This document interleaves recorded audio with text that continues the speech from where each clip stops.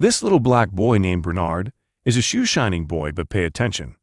He chooses to set up his stall in front of the bank intentionally so that his customers are all rich white people. He doesn't care about the little money earned by shining shoes. He works slowly so he can hear the financial secrets white people are talking about while they wait. As soon as they left, the little boy would write it down in a notebook. All he really wants is the valuable financial knowledge he heard from them. From a very young age, he knows that his lifelong dream is to become a banker. This is Texas in 1939, a place where black people are oppressed by severe discrimination. His father tells him sadly that his dream is impossible, but Bernard's eyes show determination against all odds. 15 years later, the grown-up boy moves to Los Angeles in 1954. The brilliant and logical Bernard Garrett and his wife Eunice and children moved from Willis, Texas to Los Angeles. The racial discrimination here is not as serious as in his home. So Bernard hopes to use the money he's saved from a successful business to get into real estate. The family of three has to live in a dilapidated utility room of one of his relatives. Still, Bernard promises his wife that they will move out soon. He starts as a real estate agent and searches for houses for sale everywhere in the city. Through keen observation, he finds that the black community in Los Angeles is overcrowded, while the white community still has many empty houses. Black people have rental needs and financial strength, but there is no market. This is a great business opportunity for real estate speculation and renting. Finally, he finds a building that would be a great place to start, but it's about $10,000 too expensive for him. Eunice suggests he get a co-investor and introduces him to her old friend Joe Morris, who owns a club in town. Bernard can't stand Joe, who's wisecracking, drinking, and uses colorful language, and refuses to work with him. He goes to the building owner, Patrick Barker, and tells him that if he can sell him the building for $10,000 under, he can renovate the building, make it back, and pay him. Patrick refuses, but before leaving, he suddenly glances at the owner's calendar, which shows that it is given by a local bank manager. He goes to the bank directly, where he finds the manager who sent the calendar. The manager's secretary, who discriminates against black people, refuses to introduce him to the manager. He waits for a few hours at the bank door, and when the manager comes out, he stops him immediately.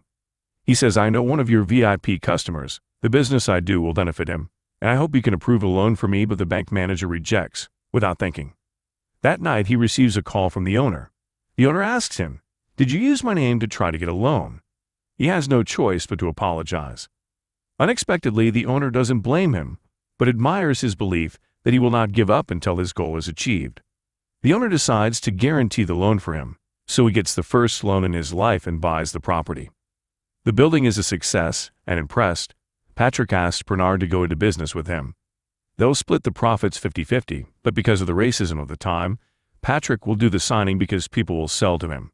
The business is highly successful, and Bernard and Eunice move into a great house. The former owner who works with Bernard is old, and he dies suddenly. A few years later, his equity in the company is inherited by his wife. His wife refuses to honor the terms of his deal with Bernard.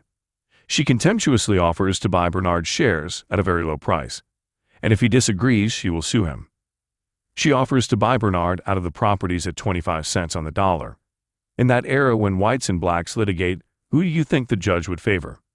Bernard is not willing to be treated so unfairly, so he decides to go to court, but he has to find someone to testify to prove his cooperative relationship with the old owner. He thinks of the bank manager, but the manager has already cooperated with the widow and avoids Bernard again. Extremely disappointed, Bernard stands in the bank and looks around. The neat and tidy bank building shows systematically discriminatory fangs everywhere. Just because of the color of his skin, he is often scorned when he walks into the bank. Thinking of this, a bold plan gradually rises up in Bernard's mind. He comes up with an idea to buy a building in downtown Los Angeles that contains most of the bankers, knowing that by owning it, he will be able to learn more about properties and buy more. Needing money, he finally turns to Joe, who points out that no one will sell the building to a black man. They need a front person, and Bernard picks Matt Stainer, who had been one of his renovation workers. They spend a month teaching him how to golf and about money and the math of property and buildings. Matt is able to memorize enough information to convince the owner to sell, and Bernard and Joe become the first black men to own a building in downtown LA. From there, they became extremely successful in buying over 100 properties all over Los Angeles. In 1963, Bernard goes to visit his father in Willis, and his son observes the racism and segregation still taking place. Bernard has an idea. He wants to buy the local mainland bank and finally give loans to black people to allow them to become homeowners or start small businesses. Joe knows they will face extreme racism and thinks it's a terrible idea. But when Bernard declares he will do it on his own, Joe gets on board. They again need Matt to pose as the buyer, rousing the suspicions of the bank's current owner's son, Robert Florence Jr., who will remain on as a 20% shareholder. The plan is successful at first, and they are able to give loans to black people. But Florence eventually catches on and threatens them that if the people find out, all the white people will pull their money out. Meanwhile, Matt's wife pressures him to not just be an employee but an owner. Matt presents Joe and Bernard a plan to buy a second bank. They think it's too risky, but Matt tells them if he can run his own bank, he has to move on. And with no white person in charge at mainland, they would be doomed, so they reluctantly agree. Matt buys a collection of loan packages, and soon his bank is under a federal audit. It turns out he did not use the lawyer Bernard recommended, but in a time crunch got one from Florence, who then put bad loans into the package. Matt then buys those loans at mainland, thinking it will fix the problem, but actually gets him, Joe, and Bernard all arrested under federal banking laws. Senator McClellan is running the federal trial and promises Matt he will receive decades in prison if he doesn't testify that he did everything as Joe and Bernard ordered.